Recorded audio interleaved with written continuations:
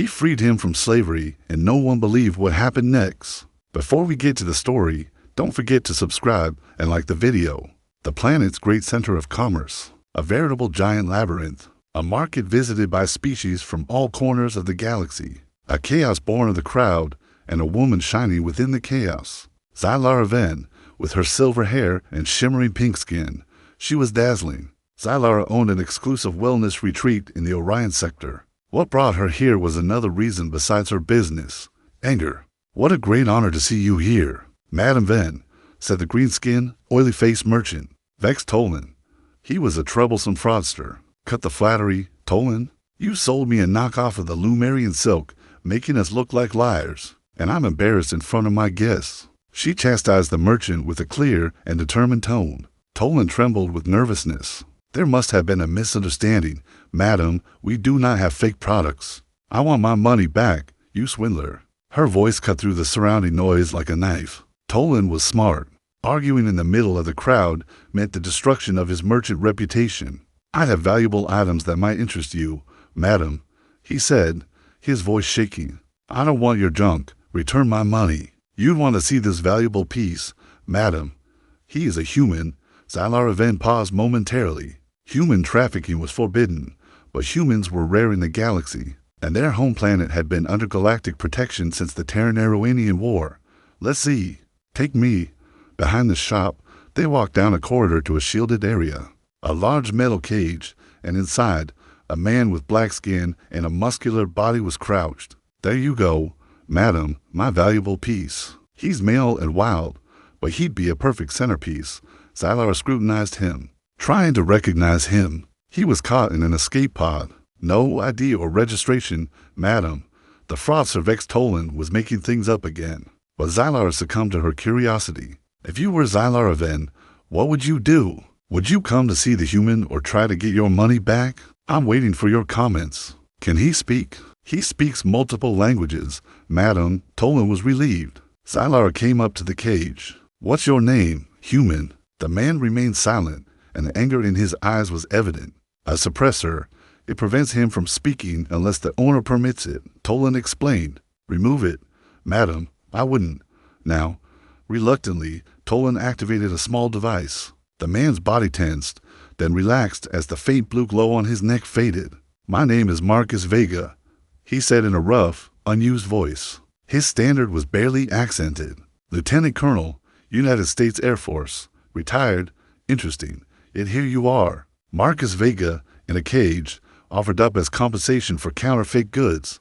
"A temporary condition," Marcus said with surprising confidence, "and one that will end badly for everyone involved." Tolan became tense. "The human sees delusions. He claims to be a military officer, but we could find no evidence. I'll take him." Zylara interjected. Both Tolan and the prisoner looked astonished. "Excellent choice. I'll have him delivered to your property immediately, complete with the control codes." "No, I'm taking him now, and I don't need the suppressor. But madam, without it he's quiet. I can handle a human." "Tolan." Her voice broke no argument. When Tolan opened the cage, Marcus stepped out, stretching his cramped muscles. He was a head taller than Zylara. "If you attempt to escape," she said quietly, "I will be forced to use methods far more unpleasant than Tolan's primitive device." "Do we understand each other?" Marcus's eyes assessed her completely. "Crystal clear, madam." "Good. Follow me." As they walked through the market, Zylara was aware of the stairs following them. A high-ranking Valonian walking with an unchained human was unusual enough to draw attention. "Your business?" Marcus asked as they approached her private show, the Starfall Sanctuary, the most exclusive resort in the sector. "And what role am I expected to play there?" "That is entirely up to you, Marcus Vega." The journey to Starfall Sanctuary was silent. Zylara watched her new acquisition out of the corner of her eye. He sat with military precision, his gaze fixed on the stars. His posture revealed nothing, but she sensed he was cataloging everything: the shuttle's capabilities, the route, potential escape vectors. Starfall Sanctuary orbited Atheron, a gas giant whose swirling lapis lazuli clouds provided a magnificent backdrop for the resort. The structure was a marvel of organic architecture, flowing lines and crystal domes that caught and refracted the light of the distant star. As they docked, Zylara activated the internal comms. "Kane, Meet us at the private hangar. I have a new team member. Kane, the head of security, was already waiting. A colossal draconian whose metallic blue-scaled skin shimmered in the hangar light. His expression remained neutral, but his hand rested casually on his sidearm. This is Marcus Vega, Zylara introduced. He needs accommodation in the personnel area and appropriate attire. Special security protocols? Kane's voice boomed like distant thunder. Standard surveillance for now. Marcus understands his position. Marcus's mouth twitched slightly, but he remained silent. Follow Kane. We will discuss your duties tomorrow. As Marcus was led away, Zylara watched his retreating figure. There was something about him, something beyond obvious physical appeal, that captivated her. A puzzle to be solved, and Zylara had always loved puzzles. The next morning, Zylara summoned Marcus to her private office. He arrived on time, wearing the simple gray tunic and trousers provided to all staff. The outfit barely diminished his presence. Did you rest well? As well as a prisoner might expect. He remained standing instead of sitting. You are not a prisoner. You are an employee. Employees are paid. Employees can resign. Zylara smiled thinly, a semantic distinction. Marcus's voice was flat. My status is what it is. How comfortable it is depends on my cooperation, does it not? Precisely. What exactly do you want from me? He considered her reply carefully. Initially, I acquired you on principle. Tolan defrauded me, and I required compensation. But now that you are here, I find myself curious about humans. Your species is an enigma in this sector, technologically inferior to many races. Yet you have achieved a protection that many took millennia of war to obtain. Perhaps we were simply lucky. I don't believe in luck. I believe in patterns, cause, and effect. She leaned forward. I have a position that needs filling for now. My guests expect certain experiences. Novelty is highly prized. Marcus's jaw tightened. I will not be a plaything for your guests. I am not proposing prostitution, Zylara said dryly. No, I had something else in mind. She activated a holographic screen showing a lush garden area. This is the Terran Sanctuary, designed to replicate Earth environments. It's popular among species who appreciate your planet's aesthetic. However, it lacks authenticity. You will serve as a guide, explaining Earth features in cultural contexts, a tour guide. Then, in essence, yes, you will also assist with Earth-like treatments. Your knowledge of human traditions will be valuable, and if I refuse, Zylara's expression hardened. Then your accommodation will become much less comfortable. The waste recycling system is always in need of maintenance. A long moment passed as the two eyed each other, both unwilling to concede. Finally, Marcus spoke. I will cooperate. For now, a wise decision. Zylara rose. Kane will show you the sanctuary and detail your duties. You start tomorrow. As Marcus turned to leave, she added, one more thing, Marcus Vega. Do not mistake my kindness for weakness. Any attempt at escape will be met with instant and severe consequence. Is that clear? His smile didn't reach his eyes. Crystal clear, Madame Venn. After he left, Zylara remained at her desk, unsettled by their interaction. There was something about Marcus Vega that didn't align with what they knew about humans. A confidence bordering on arrogance, despite his precarious situation.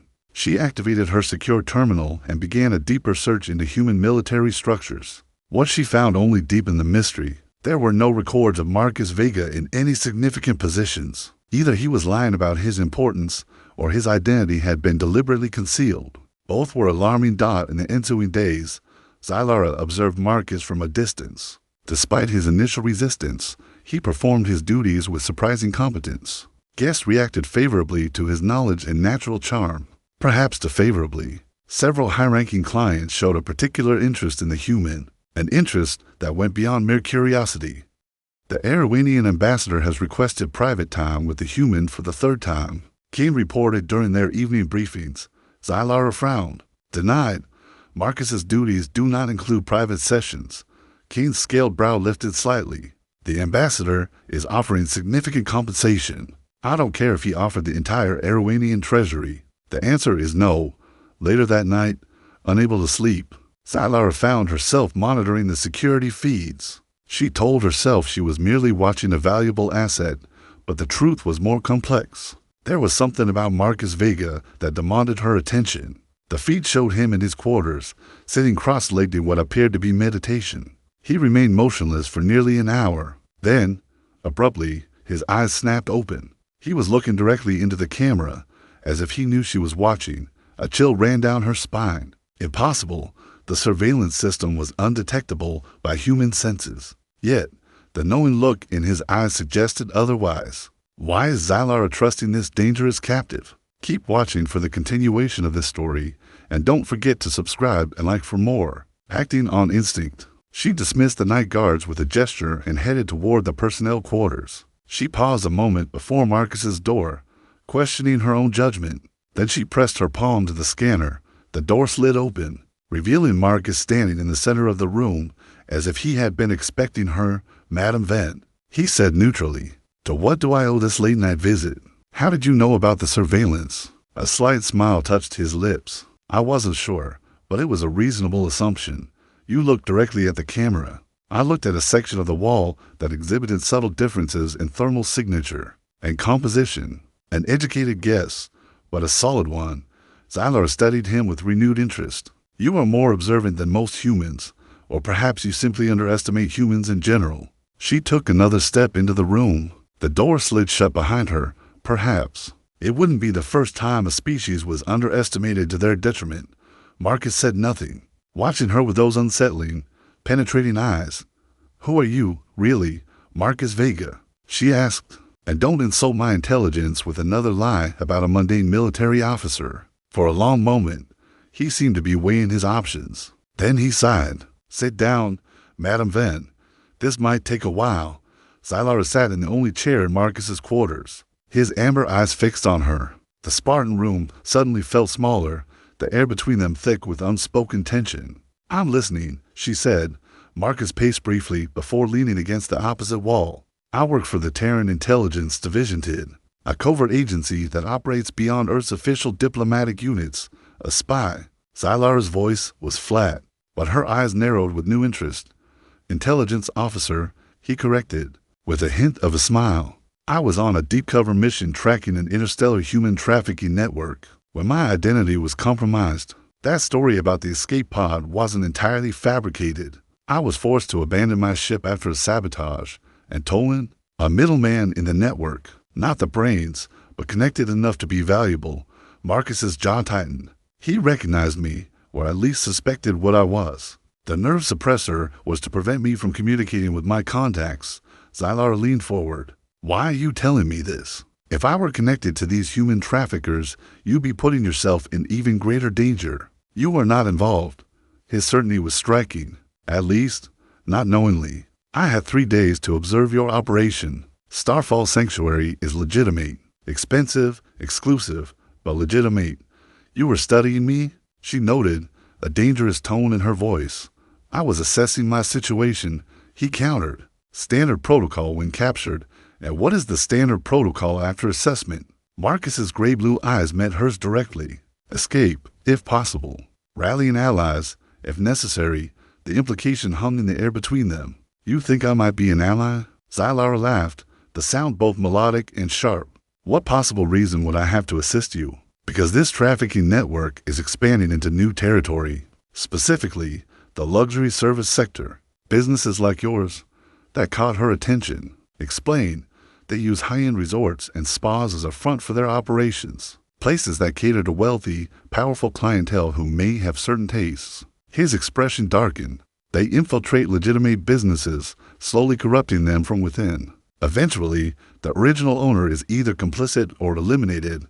"You are suggesting I am a target?" "I am certain my acquisition of me was no accident. Tolan was testing you, seeing if you were open to expanding your services in certain directions."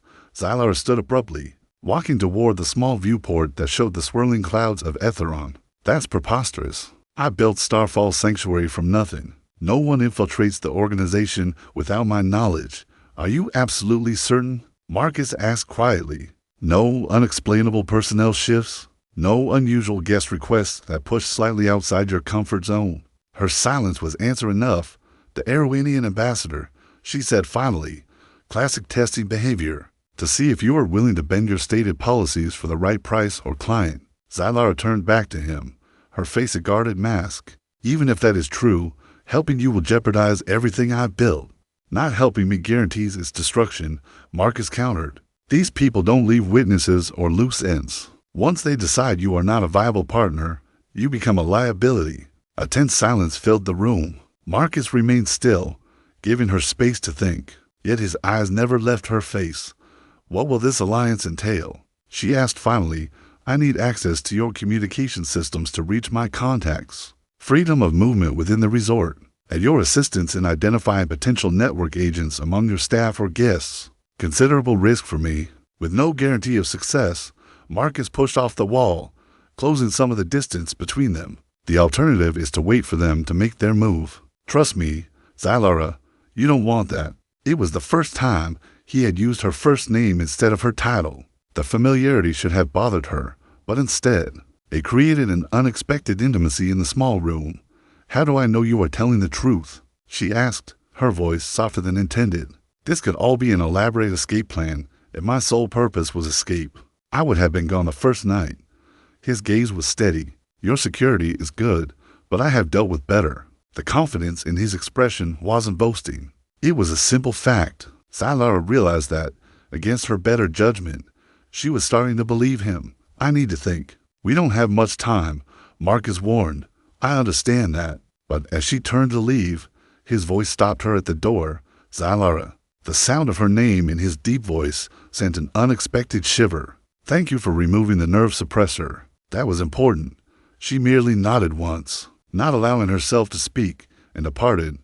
Back in her private quarters, Zylara poured herself a glass of Centaurian brandy and tried to digest Marcus's revelations. If he was telling the truth, her entire operation was in jeopardy. If he was lying, the risk could be even greater. She accessed her secure terminal and began reviewing personnel files, looking for patterns she might have missed. 3 hours later, she leaned back, unsettled. Nothing blatant, but subtle anomalies had emerged. The references for 4 employees hired in the last 6 months, while superficially impeccable, could all be traced back to the same sector or region known for loose documentation requirements. And Terranmox, the new director of guest relations, had been unusually sympathetic to certain extravagant requests from high-profile clients. It wasn't proof, but it was enough to make her uneasy. Her private comm chimed. A message from Kane that the Arowinian ambassador had again requested Marcus's companionship. This time, triple his previous offer. Zylara's finger hovered over the reply key. This could be an opportunity to test Marcus's claims. How would the ambassador react? But the thought of sending Marcus to the ambassador created an unexpected knot in her stomach. Concerned for an asset, she told herself. Nothing more. She denied the request and closed the terminal. She struggled to sleep that night. Her thoughts kept returning to the human, his confidence, his honesty, the intensity in his eyes when he spoke. The morning brought no greater clarity, but it brought a decision. She would test Marcus's claims carefully. If he was telling the truth, the alliance could protect her interests. If he was lying, she hadn't built her empire on naivety. She swept the room for pre-existing surveillance devices to be sure, then summoned him to her office. I have reconsidered your offer, she said when he arrived. Without preamble, I am willing to provide limited assistance to verify your claims. A brief flicker of relief crossed his face. Then his expression returned to its usual controlled neutrality. Thank you. What are the parameters? You will be granted restricted access to our communication array. Enough to send a message to your contacts, but not enough to compromise our security. You will remain under surveillance, but with greater freedom of movement within the facility. And you will share any intelligence you uncover about potential network agents who have infiltrated. Agreed, he said without hesitation. When can I access the comms? Tonight. During the staff rotation, when fewer eyes are watching, she studied him carefully. The Arowinian ambassador has repeatedly requested your companionship. Would meeting with him yield useful information? Something dark flashed in Marcus's eyes. Possibly, but it would be high risk. Arowinians are telepathically sensitive. If he suspects I am fishing for information, the consequences would be unpleasant. Then we will continue to deny his requests. The decision came quicker than she intended. Marcus raised a slight eyebrow, but didn't comment on her obvious concern for his well-being. There's something else you should know, Zylara continued. I've identified a few staff members with questionable backgrounds. Those hired in the last 6 months. She rattled off their names, positions, and access levels. Marcus memorized them with obvious ease. That's helpful, but we need to be careful how we proceed. If they suspect they are suspected, they will accelerate their timeline. What do you suggest? Business as usual for now. I will observe them during my duties to see if I can pinpoint any patterns or communications. Once I reach my contacts, we will have additional resources. Zylara nodded, then met his gaze directly. The Aeroanian ambassador. What exactly are they trafficking? Marcus's expression became grim. Anything the market demands. Rare species, exotic specimens, assets with unique capabilities or qualities. He met her eyes directly. Humans are particularly valuable due to our protected status. Rarity creates demand among collectors and those with special interests. The implication turned her stomach. And they think I would participate in this? They think everyone has a price, he said simply. They just have to find yours. The conversation shifted to logistics. How Marcus would access the comms. Code phrases to signal danger, emergency plans if something went wrong. Throughout the discussion, Zylara became increasingly aware that she perceived him as more than an asset or a potential ally. The way he moved with controlled precision, the intelligence behind his tactical suggestions, the occasional flash of dry humor, it all formed a surprisingly attractive whole. When their planning concluded, Marcus rose to leave, but paused at the door. Thank you for trusting me, Zylara. I know this did not come easy. I haven't decided if I trust you yet, she replied honestly, but I am willing to bet on mutual interest. For now. His smile was brief, but genuine. Fair enough. After he left, Zylara remained at her desk, disturbed by her own reactions. She had worked with many species in her career, some objectively more physically impressive or intellectually advanced than humans. Yet none had affected her quite as much as this particular specimen. Perhaps it is the danger, she mused. High-stress situations often created a false sense of intimacy. Or perhaps it was simple curiosity about a species with which she had limited experience. Whatever the reason, she would need to maintain professional distance. The situation was complicated enough without unnecessary complications. Will Zylara trust the TID intelligence officer Marcus Vega and form this alliance that will jeopardize her own empire? Who are the agents of the human trafficking network infiltrating the sanctuary? Keep watching for the answers to these questions, and don't forget to subscribe and like. That evening, as planned, Zylara personally escorted Marcus to the comms center during the shift change. The few personnel stationed there were individuals Zylara completely trusted or at least had trusted, until Marcus's revelations had sown suspicion in everyone. You have 15 minutes, she said, granting him access to secure terminal. The signal will be routed through multiple proxies to mask its origin.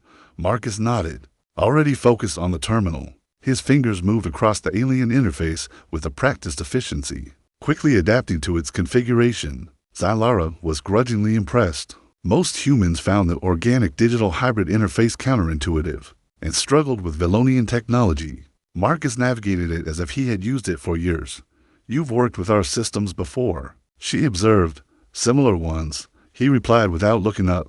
Vellonian tech is based on the same principles as Arcturian, just more elegantly executed. The compliment to her species' engineering was unexpected. You know a great deal about interstellar technologies for a human. Part of the job, understanding the capabilities of other species helps assess threats and opportunities. And which are we? A threat or an opportunity? That made him stop and look at her. Neither, and both. It depends on the context. His eyes held hers for a moment longer than necessary. On an individual level, the categories become less relevant.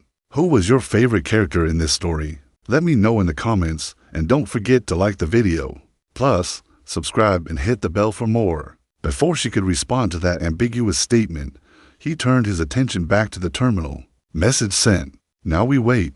How long? If my contact is available, minutes. If not, it could be hours or days. As if on cue, the terminal chimed softly. Marcus's eyebrows rose in surprise. That was fast. He opened the incoming message, his expression growing progressively more serious as he read. When he finished, he leaned back, running a hand through his short black hair, a gesture that looked uncharacteristically vulnerable. Bad news? Asked Zylara. Mixed news. He glanced around the comms center. Not here. She led him to a private conference room adjacent to the center. Locking the door behind them, my contact confirms your facility is being targeted, Marcus said without preamble. But it's worse than I thought. The operation isn't just about infiltration for your business. It's about acquisition. You, me? Zylara's hand instinctively went to the ceremonial dagger at her hip. Why? Velonians with your specific genetic markers are exceedingly rare. Your coloring, your abilities, they make you valuable to certain collectors. Zylara felt a chill, despite the comfortable warmth of the room. How would they know my genetic markers? That's the alarming part. They have access to genetic databases that are supposed to be secure, including those from your most recent medical clearance. The implications were staggering. If they had access to secure medical databases, their reach extended into regulatory agencies, possibly even governmental structures. Who are these people? She asked sharply. They call themselves the Consortium, a multi-species, highly organized group with connections throughout the sector. Marcus's expression was grim. My agency has been tracking them for years, but they are elusive. Every time we get close, key witnesses disappear or evidence is corrupted. And now I'm on their acquisition list. Along with you, I was already on their list. My capture was deliberate. They just weren't expecting me to be here with you. Something in his voice made her look at him intently. What are you now telling me? Marcus hesitated, then seemed to make a decision. My mission wasn't just to gather intelligence on the Consortium. It was to make contact with a high-ranking potential ally, someone who could help bring down their entire operation. Understanding dawned on her face. Me, not specifically you. We had intelligence that the Consortium was targeting a high-ranking Velonian in the luxury service industry. We didn't have a name or location, so our encounter wasn't entirely accidental. The specific circumstances were unexpected, but the general direction was anticipated. Zylara wasn't sure whether to be angry at the manipulation or admire the strategy. And now we have an opportunity. My contact is arranging an extraction for both of us, but it will take time to execute safely. In the meantime, we need to identify the Consortium agents within your organization and gather evidence of their operation. Both of us. Zylara's eyes narrowed. I haven't agreed to abandon my business. If you stay, you will either be acquired or killed. Marcus said flatly. The Consortium leaves no loose ends. The reality of her situation slowly began to set in. Everything she had built, everything she had achieved, was now at risk because of who she was, something she could not change. How much time do we have? 3 days, maybe 4, until the extraction. Less if the Consortium realizes I've made contact with my people. 3 days to salvage what could be salvaged, to decide who and what she could trust. Zylara studied the human before her. This unexpected ally flung into her life by forces beyond either of their control. There was something compelling about him, beyond his physical form or obvious intelligence, a quality that made her want to trust him, despite all her instincts for self-preservation. 3 days, she repeated. Then we reassess. Marcus nodded, accepting her conditional cooperation. We must return separately. Maintain normal routines as much as possible. As they prepared to leave, Zylara found herself reluctant to end their conversation. Marcus, she said, using his first name for the first time, if you had been sent to recruit someone like me, under normal circumstances, what would your approach have been? A faint smile touched his lips. Under normal circumstances, I would have stayed at your resort as a guest, arranged to meet you socially, established a bond based on mutual interest before mentioning the Consortium. A more pleasant first encounter than a cage, she noted wryly. Undoubtedly, his eyes met hers, and for a moment, the professional distance between them evaporated. But the outcome might have been the same. The suggestion hung between them, laden with possibilities that neither of them dared to explore under the current circumstances. Good night, Marcus Vega, Zylara said pointedly, re-establishing formality. Good night, Madame Venn, he replied, but the slight curve of his lips indicated he understood her attempt to create distance. Watching him leave, Zylara admitted an unsettling truth. In the midst of danger and uncertainty, she was developing feelings for this human that went far beyond professional alliance, or even physical attraction, and that might be the most dangerous element in the days ahead. The morning after their clandestine meeting, Zylara was awakened by a resort-wide security alert. Someone had attempted to breach the comms array during the night shift, the exact time she and Marcus had used it.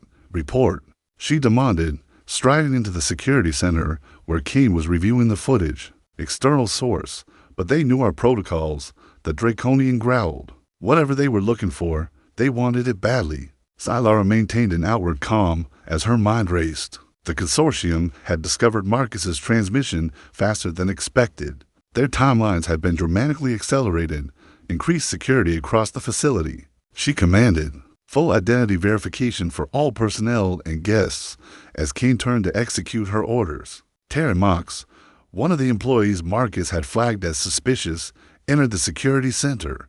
Madam Venn, Taryn said smoothly, the Arowanian ambassador is deeply distressed by the security measures. He is threatening to depart and take his large retinue with him. Security protocols are in place for everyone during an alert, Zylara replied coolly. Of course, but perhaps a personal reassurance from you would smooth things over. He specifically mentioned wanting to discuss your recent acquisition, the human. The pieces clicked into place with chilling clarity. The ambassador's persistent interest in Marcus. The comms breach. Taryn's timely appearance. Tell the ambassador I will meet with him shortly, she said, keeping her voice even. After Taryn had left, Zylara proceeded to her private quarters. If her suspicions were correct, Marcus would have sought refuge in the one place no one would look for him, the rooms of the woman who owned him. Her intuition proved correct. As the door to her quarters closed behind her, Marcus stepped out of her private study, tension evident in every line of his body. They moved faster than expected. He said without preamble, my contact sent an urgent signal. Our communication was discovered. I know. The Arowanian ambassador is specifically asking for you. He's consortium, Marcus confirmed grimly. High-ranking, according to my contact's intelligence. The attempted breach was likely his people trying to confirm my identity. And Taryn Mox is almost certainly their man in your organization. The one who likely flagged you as a potential acquisition target. Zylara paced the room, her mind cycling through scenarios. How much time do we have? Hours, not days. Once they confirm who I am, they'll move to secure both of us. His eyes met hers. The extraction team can't get here until tomorrow at the earliest. Then we move against them first. On our terms. Marcus raised an eyebrow. That's risky. Less risky than waiting for them to come and take us. She turned back to her secure terminal. I will meet with the ambassador as requested. That is too dangerous, Marcus objected, stepping closer. He is telepathically sensitive. If he suspects I know, he'll look for fear, for deceit. Zylara countered. Not aggression. Besides, Valonians have a natural resistance to Arowanian telepathy. Marcus still looked unconvinced. What is your plan? While I distract him, you will gain access to his quarters. My security codes will get you in. Find evidence that connects him to the consortium. Anything we can use to expose him publicly. What if I'm caught? Then I'll have to rescue you, she said, with a slight smile. His answering smile sent an unexpected warmth through her. I recall that rescuing you was part of my cover story. Perhaps we'll have a chance to turn that fiction into reality. The words came out more flirtatious than intended, and she saw his eyes darken in response. I look forward to it, she said quietly. For a moment, they were close enough that she could feel the heat radiating from his body. The danger surrounding them seemed to intensify every sense, every awareness of him as an ally.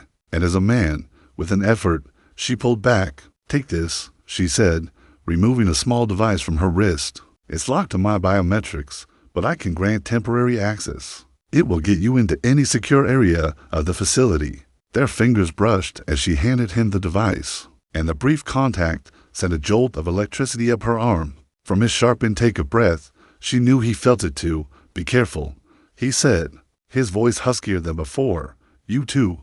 The Arowanian ambassador awaited her in his private lounge. His large, delicate form sprawled elegantly on a contoured couch. Like all members of his species, Ambassador Rillick possessed an unearthly beauty and iridescent skin that changed color with his moods, and eyes like liquid silver. Madam Venn, he greeted. How kind of you to spare me time during this regrettable security incident. The safety of all our guests is my priority. Ambassador, she replied smoothly, speaking of treasures. Rillick gestured for her to sit opposite him.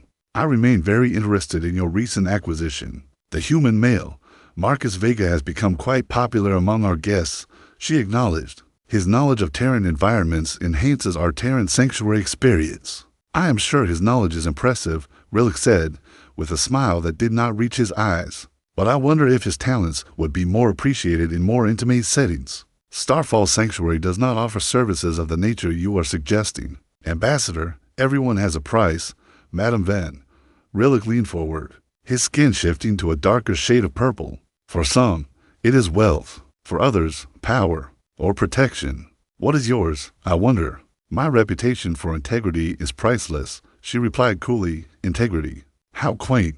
His eyes narrowed slightly, and yet perhaps unnecessary in the changing landscape of our industry. Regardless of your reputation, there are powerful entities who can ensure your continued success.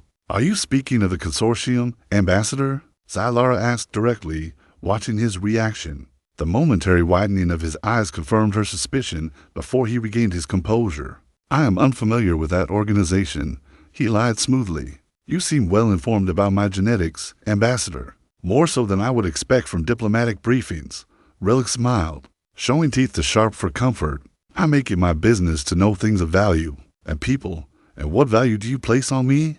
Immeasurable, he said, his voice dropping to a silken purr. But I am authorized to offer you a choice. Either join our organization voluntarily, bringing your expertise and connections, or be acquired as an asset. Zylara forced herself to show interest rather than the revulsion she felt.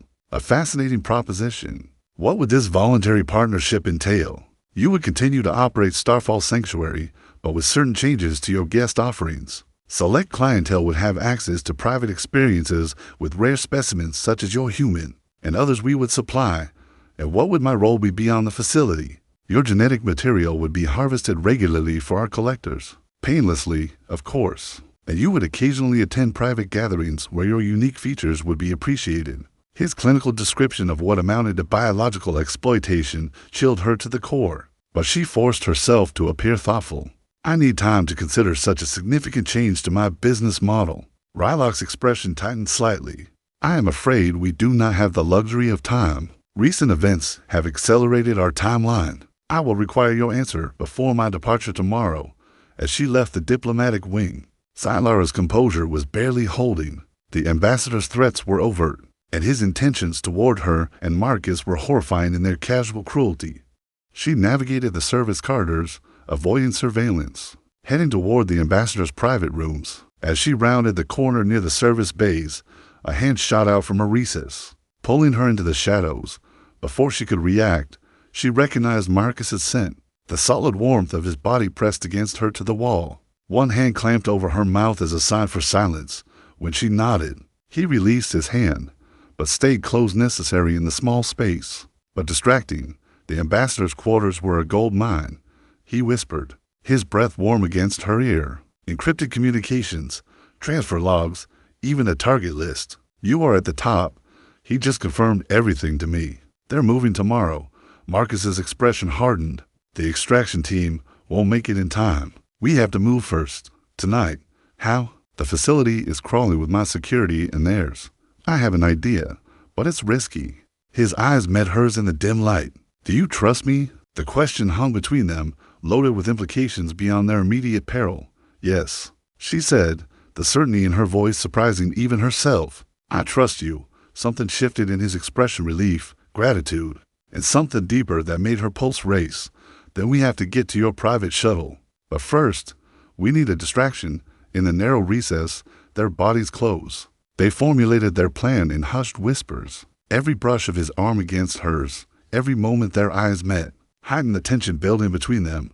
Once we're in the shuttle, Marcus finished. We can rendezvous with my extraction team at the coordinates given, and I leave everything I built behind. Zylara's voice held a note of pain, despite her resolve. Marcus's hand found hers in the shadows, his touch unexpectedly gentle. Not forever. When we bring down the consortium, you can come back. You can rebuild. If we bring them down, she corrected. When we bring them down, he insisted. His fingers tightened around hers. We have something they don't. What is that? His smile was fierce in the dim light, the element of surprise. And we have each other. That simple statement shouldn't have affected her so powerfully, but it did. In the midst of danger and uncertainty, this human had become her ally, her partner. Perhaps more. We move at midnight, she decided. During the atmospheric light show. Perfect. He started to pull away, but she gripped his arm. Marcus. His name felt right on her lips. If things go wrong. He didn't let her finish, closing the distance between them with breathtaking speed. His lips found hers in the dark. The kiss was both question and answer, both promise and possibility. When they finally broke apart, both slightly breathless, he rested his forehead against hers. "Nothing will go wrong," he murmured. "But if it does, we face it together." Their plan began to unravel when Kane urgently reported that Marcus had been taken by the ambassador's security detail. They had claimed diplomatic authority and presented seemingly legitimate documents of espionage charges. Where did they take him? She demanded. To the ambassador's private shuttle. They are preparing for immediate liftoff. That meant they intended to take both targets and leave. They just hadn't come for her yet. After explaining everything to Kane, the loyal Draconian immediately offered his assistance. Together, they created a diversion in the main facility, while Zylara slipped through the service corridors toward the diplomatic docking bay. The ambassador's shuttle gleamed under the docking lights.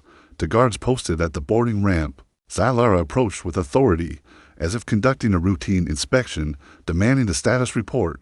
When the guards denied her entry, the docking lights flickered and went out. Kane's doing, right on time. Zylara moved instantly, incapacitating both guards before sprinting up the ramp. She found Marcus in a force-fielded containment area in the cargo bay, bruised but conscious. His eyes widened when he saw her. "You shouldn't be here," he said urgently. "It's a trap." "I know," came Ambassador Rylock's melodic voice from behind. A desperate fight ensued. Zylara distracted the ambassador while Marcus worked to disable the force field. When he finally succeeded, they managed to subdue Rillick. With Kane's help, they escaped the Draconian holding back a descending security barrier. "Buying them precious seconds. Go," Kane yelled. "I'll handle things here." Minutes later, they were sealed inside Zylara's private shuttle, the systems responding to her verbal commands as they prepared to depart Etheron's atmosphere. "We made it," Marcus said quietly, his gray-blue eyes reflecting the starlight streaming through the viewports. "We left everything behind," she replied, the reality of their situation finally settling in. "Not everything." His fingers tightened around hers. "And not forever," as the shuttle pierced Etheron's atmosphere and entered open space. Zylara finally allowed herself to look at the human beside her. He was no longer property, nor even just an ally born of necessity, but something she had never expected to find. "What now?" she asked. "Now we rendezvous with my team. We tell them everything we know about the consortium and help you bring down their whole operation." His expression softened. And then, whatever we wanted to happen, the promise in those words, the possibilities they represented, made her heart race in a way that danger never had. "I was supposed to own you," she said with a teasing implication, "and now we're both free." He finished. "To choose our own path."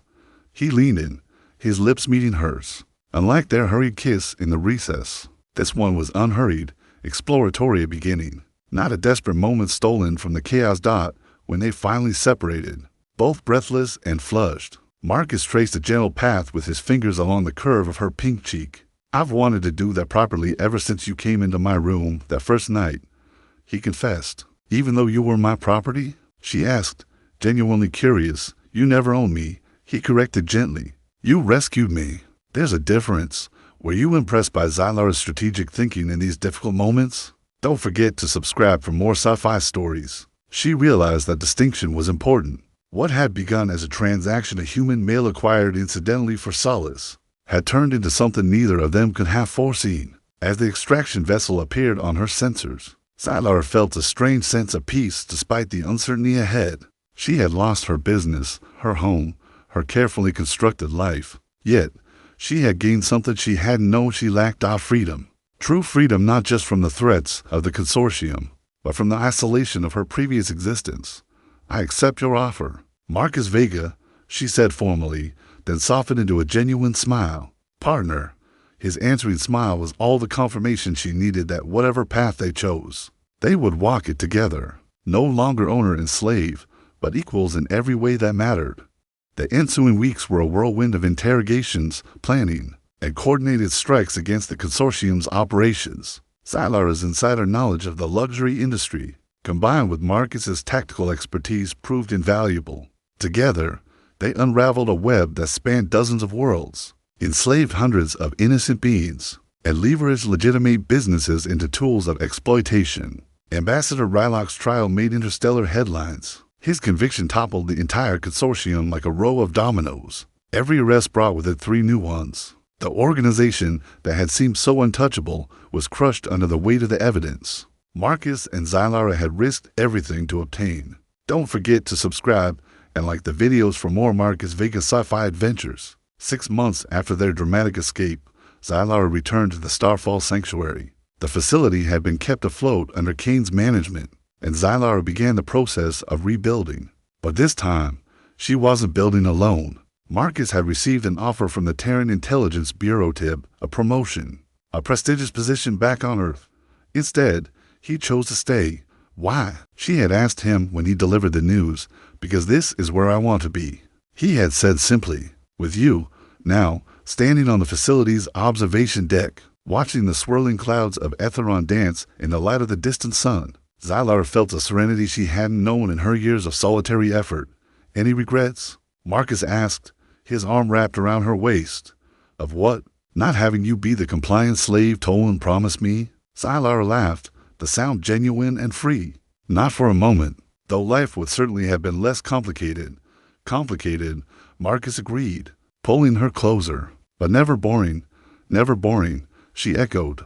The facility had been fully sanitized and reopened 3 months prior. New security protocols, tighter vetting processes, and partnerships established with multiple intelligence agencies ensured that something like the consortium's infiltration could never happen again. Customer numbers had initially dipped after the scandal, but Zylara's transparency and the dramatic story of her defiance ultimately cemented the Starfall Sanctuary's reputation. She had received dozens of offers from competitors, people wanting to buy her out, merge operations, or simply hire her. She had refused them all. Starfall Sanctuary was hers, built with her vision, her work, her sacrifice. And now it represented something more, a symbol that the powerful could be challenged, that the victims could triumph. Marcus had officially joined her staff as the head of security operations, but his role encompassed far more. His intelligence contacts provided early warnings on potential threats. His tactical acumen helped redesign the facility's defenses.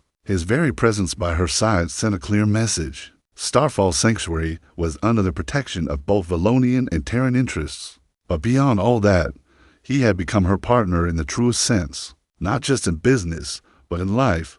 The Henderson delegation arrives tomorrow, Marcus noted, checking his data pad. The former U.S. Trade Secretary and his family. First big Earth delegation we've hosted. Nervous? Zylara asked, with a knowing smile. About my... He paused, searching for the right word. You're what? She prompted, enjoying his momentary discomfort. My partner. He finished, looking into her eyes. No, not nervous. I'm proud. The word hung between them, loaded with the meanings they had danced around for months. Partner in business. Partner in collapsing the consortium. But the unspoken question remained. Beyond all that, what were they to each other? As if reading her mind, Marcus turned to her completely. Zylara, there's something I need to talk to you about. Before he could continue, Kane's voice crackled over the comms. Madam Venn, you have an incoming transmission. Priority level. It's from the Valonian High Council. Zylara and Marcus exchanged a look. The High Council didn't call Ali. Rooted to my office, she instructed. We'll be right there. The holographic image that materialized in her office was stately High Counselor Theravas. Her deep purple skin marked with silver patterns of age and wisdom. She was one of the most powerful Valonians in the sector, Madam Venn. The counselor's voice was formal, but not unfriendly. I apologize for the intrusion, but the council has been following your situation with great interest. Counselor Voss. Zylara inclined her head respectfully. It is an honor. The honor is ours. Your actions against the consortium have reverberated across Valonian space. You have become a symbol of a business owner who refused to yield, who fought back at great personal cost.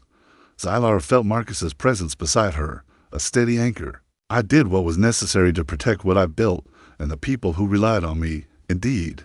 The counselor's eyes shifted to Marcus. And you must be Lieutenant Commander Vega. Your role in this matter has not gone unnoticed by Earth's diplomatic corps, or by us.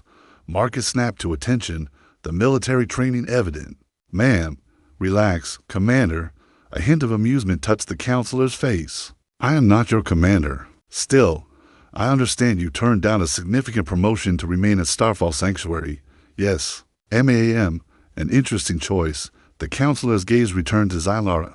Which brings me to my purpose. The High Council wishes to offer you a position, Madam Venn. We are establishing a new task force focused on combating exploitation and trafficking within the luxury service sector. Your expertise and experience would be invaluable. You would have significant resources, authority, and protection. It was an extraordinary offer, the kind of recognition Zylara had once only dreamed of. I am honored, Counselor, truly. But you have built something here. Deravos finished. Something important to you. I understand, which is why I propose an alternative. How would you feel about the task force being headquartered here, operating out of Starfall Sanctuary as a public-private partnership? You would continue your business while also serving the greater good. Zylara's mind raced through the implications. That would require significant structural changes, added security, dedicated facilities, clearance for all my personnel, all of which the Council is prepared to finance and facilitate. The Counselor interjected. We would also assign a liaison officer to work with you, someone experienced in both intelligence operations and cross-species collaboration. The Counselor's eyes flicked meaningfully back to Marcus. If you are implying what I think you are, Marcus said slowly, I would require clearance from the tip. It has already been acquired. Deravos smiled. It seems the Earth government is as eager as we are to formalize this arrangement. Both our peoples have learned the value of cooperation through your actions. Zylara looked at Marcus, her eyes reflecting her own surprise and excitement. Will you allow us time to discuss this? She asked. Of course, but not too much time. There are others who will gladly accept should you decline. The Counselor's image flickered. One more thing, Madam Venn. The genetic markers that made you a target for the consortium, they also indicate a blood connection to one of the founding families of Velen Prime. You have a heritage and entitlements you may not be aware of. Resources at your command beyond what you have built on your own. The transmission ended, leaving Zylara staring at the empty space where the hologram had been. Well, Marcus said after a long silence, that was unexpected. Founding family bloodline. Zylara walked toward the sea window, her reflection ghosting on the swirling surface of Etheron. My family never mentioned anything like that. They were merchants, middle class at best. Maybe they didn't know, or maybe they had reasons to keep it quiet. Marcus joined her at the window. Does it change anything? I don't know. Does it change anything for you? I'm not just a facility owner anymore. I'm apparently some kind of aristocrat, being offered a High Council task force position. Zylara. Marcus turned her to face him fully. The only thing that matters to me is who you are. Not your bloodline, not your position, not your pink skin, or your rare genetic markers. You. The woman who, on principle, walked into a shady merchant's shop and purchased a human being. The woman who trusted a stranger's crazy story about conspiracies. The woman who risked everything she built to do the right thing. His hands cupped her face gently. That's who I fell in love with. Everything else is just ornamentation. You fell in love. Her heart hammered against her ribs. Yes, his smile was crooked, vulnerable. I thought it was obvious by now. I'm in love with you, Zylara Venn. I'd have been since the moment you looked at me in that cage and saw a person, not property. Tears welled in her eyes, an unusual physical reaction for Velonians, only triggered by intense emotion. I love you too. I think I have since the moment you looked straight into that camera, knowing I was watching you. You challenged me to see you as more than an acquisition. Their kiss was unlike the others, not desperate, not urgent, but deep and certain, a promise and a commitment. When they finally broke apart, Marcus rested his forehead against hers. All right, what do we tell the High Council? We tell them yes, Zylara decided. We've already proven we're a good team. Why not make it official? I have one condition I want to add, Marcus said. What is it? That we make us official, too, however it feels right. Human cultures have marriage. What do Velonians have? Zylara gasped. We have bonding ceremonies. A formal declaration in the presence of witnesses that two individuals choose to merge their lives. It's legally binding and socially recognized. Then bond with me, Zylara. Be my partner in every sense. Business, life, love, all of it. Yes, the answer came without hesitation. Yes to all of it. 3 months later, the Starfall Sanctuary hosted an event unprecedented in its history. Guests from dozens of worlds gathered for a duel celebration, the official. establishment of the luxury industry protection, task force, and the bonding ceremony of Zylara Venn and Marcus Vega. The ceremony itself was a blend of traditions Valonian and human, honoring both heritages. Zylara wore traditional Valonian bonding silk in a deep crimson, while Marcus was in his formal Air Force uniform, his medals gleaming. Kane served as Zylara's witness, while Marcus's former commanding officer, who had flown in from Earth, stood beside him. High Counselor Thera Voss presided, her voice booming over the gathered crowd. Two species, two worlds, two souls find common ground in a galaxy that too often emphasizes difference. Zylara Venn and Marcus Vega remind us of our capacity for shared courage, compassion, and connection. Their bond was not forged in convenience, but in fire, not through ease, but through choice, as Zylara and Marcus exchanged their vows promises, delivered in both standard and English, pledging partnership, respect, and love. She felt the weight of everything that had led them to this moment. The random chance of Toland's betrayal that had brought her to that trading post. The not-so-random coincidence that put Marcus in that cage. The decisions, great and small, that wove their paths together. The universe has a sense of irony. She had once mused. Now, she realized it also had a strange wisdom in its chaos. Marcus's hands were steady as he affixed the bonding bracelet, a piece of jewelry that would permanently mark her as bonded to her wrist. And as she did the same for him, adapting the human tradition of a wedding band to the Valonian custom, her eyes met his with absolute certainty. I now pronounce you formally bonded, announced Counselor Voss. May your partnership bring light to the dark corners of the galaxy. The celebration that followed was legendary. Humans and aliens mixed freely, sharing food and stories. King gave a speech about the first time he met that stubborn human who refused to be intimidated by a draconian twice his size. Marcus's former commander shared embarrassing tales from his early days of service, but the moment Zylara treasured most came as the party wound down. She and Marcus quietly retreated to their private apartment, which was now truly theirs, together. So, Marcus said, pulling her close, Mrs. Vega, Ms. Venn, how does this work with Valonian naming conventions? Professionally, we keep our own names, she explained, but privately, we can use whatever we wish. Some bonded couples create entirely new combined names. Vegaven? Marcus tried. Van Vega? Zylara laughed. Those are terrible. Agreed. He kissed her forehead, then her cheek, and finally her lips. I like our names just the way they are. Zylara and Marcus, partners, she confirmed as they stood together, looking out at the eternal dance of Etheron in the light of the distant stars. Zylara reflected on the journey that had brought them here. From that first moment in Toland's shop, captor and captive, possessor and possessed, to this moment of true equality and chosen attachment. Do you ever think about what would have happened if you'd escaped that first night? She asked. You said you could have. Sometimes. Marcus's arms tightened around her. I'd probably still be tracking down consortium leads, working alone. I might have shut them down eventually, but it would have taken years longer. And I never would have met you. I wonder too, what if I had refused Toland's offer? Taken my money and left? You wouldn't have, Marcus said with certainty. It's not in your nature to turn away from someone who needs help. Even when you thought I was just property, you saw a person. That's who you are. Perhaps we were meant to meet, Zylara mused. Not in a mystical sense, but as logical probability. My nature, your mission, Toland's greed, all the factors aligning. Probability, destiny. Dumb luck, it doesn't matter. Marcus turned her to face him. What matters is that we found each other. And we chose each other. Every single day, we continue to choose each other. Every day, she promised. Their kiss deepened, and Zylara felt the familiar thrill of his touch, no longer forbidden or complicated by power dynamics, but freely given and received. Equal partners in every way. Later, as they lay together in the dark, Marcus's fingers traced lazy patterns on her pink skin. Zylara, HMM, thank you. For what?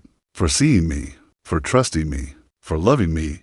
His voice was soft, but intense. I was trapped in that cage, literally and figuratively, until you came along. You freed me in more ways than you know. She turned to face him, her amber eyes gleaming in the faint starlight. You freed me, too. I was caught in my own cage, one built of achievement, respectability, and careful control. You showed me what true freedom looks like, what real partnership means, that we freed each other. We did. Dawn came slowly to the Starfall Sanctuary, the artificial cycles mimicking planetary rhythms for the comfort of the guests. When Zylara woke, she found Marcus already awake, watching her with that intensity she had come to treasure. "Good morning, wife," he said in English. "Good morning, bonded husband," she replied in Valonian. "I like the sound of that. Bonded husband. Me too." She stretched languidly. "Still, we probably should get up. The task force officially launches today. Our first briefing is in 2 hours. 2 hours," Marcus repeated. "That's a lot of time, is it?" She smiled, knowing exactly what he meant. Definitely, he pulled her closer, and conversation ceased for a time. Later, dressed and professional, they walked to the new task force headquarters, a wing of the facility, completely renovated for the purpose. The team was small but elite: intelligence operatives, legal experts, tech specialists, and field agents from 3 species. Their first cases were already waiting a luxury spa in the Outer Rim, showing suspicious patterns, similar to the Starfall Sanctuary infiltration. Another business owner who could be targeted, another operation to dismantle. Zylara briefed the team, with Marcus standing by her side, interjecting occasional tactical details or intelligence insights. They moved in sync, complementing each other's strengths, filling in each other's gaps. True partners. After the briefing, as the team dispersed to their duties, Kane approached them. "I must say, the draconian rumble. When you first brought that human into the facility, I thought you had made a terrible mistake. I thought he would cause more trouble than he was worth. And what do you think now?" Zylara asked, amused. Kane's scaled face attempted something close to a smile. "Now, I think you made the best acquisition of your career. Even if you did end up marrying the merchandise," Marcus chuckled, "I'll overlook that for saving our lives. But for the record, I was never merchandise." "No," Kane conceded, his voice suddenly serious. "You never were. You were always exactly who you claimed to be: a warrior, a protector, an honorable male. It just took some of us longer to see it." After Kane left, Zylara leaned into Marcus. "He's not wrong about the acquisition part. You know, best investment I ever made. Oh, so I'm an investment now? The best kind. The kind that pays dividends every day." She kissed him gently. "In partnership, in purpose, in love." "Speaking of investments," Marcus said, pulling up a holographic screen, "I was thinking about expansion. There are other facility owners in the sector who could benefit from our protection services. And with your newfound aristocratic connections, you could persuade the Valonian financial institutions to back us. You want to grow the task force? I want to make sure what happened to you doesn't happen to anyone else. At least, not without someone there to stand up to them." Zylara studied the projection, seeing the vision take shape. Not just a task force, but a network, a support system for independent business owners in the sector. Protection and partnership. We'll need more personnel, more resources, more of everything, and we'll save more lives. Shut down more operations. Make a real difference. She looked at her bonded husband, this human who had entered her life in chains and changed everything. Who saw possibilities where others saw obstacles. Who chose courage over comfort again and again. "Let's do it," she decided. Together, always together, as they worked side by side, planning the expansion that would later become one of the sector's most effective anti-trafficking operations.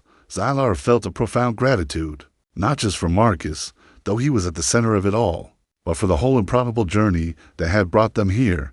A cage in a merchant shop, a woman seeking recompense for betrayal, a man trained to endure anything, a connection neither expected, the danger that tested them, the choices that defined them, and the love that freed them both. Years later, when they told their story, and they told it often, as inspiration to other survivors, as testimony in cases, as a legend in the circles they traveled, people always asked the same question: what made you trust each other when you had every reason not to? Zylara's answer was always the same: we saw each other, truly saw each other, not as possessor and property, not as alien and human, not as a transaction or a convenience. We saw the person beneath all those labels. And when you truly see someone, trust becomes possible. Marcus's answer was simpler: love. That's what made it possible. Love and choice. We chose each other every day, even when it was hard, especially when it was hard.